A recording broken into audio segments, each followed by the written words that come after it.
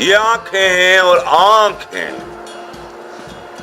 आंख के बिल्कुल बीच में आप गौर से देखें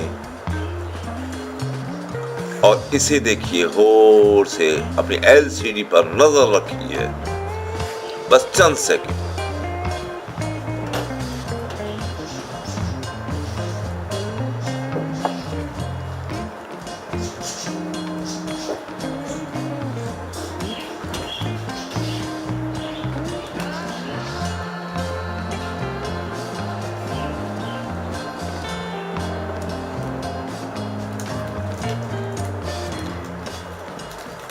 एलसीडी की चारों तरफ देखें आप अपनी।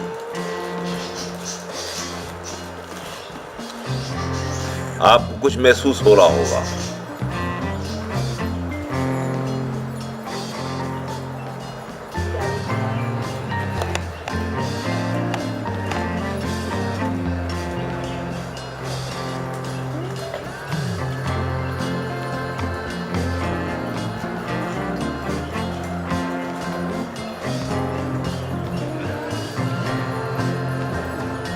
और अब देखिए इस एलसीडी के चारों तरफ, और चारों तरफ देखने के बाद आखिर में देखिएगा कि आपका दिमाग भी इसी तरह चलेगा और आपको सर चकराएगा।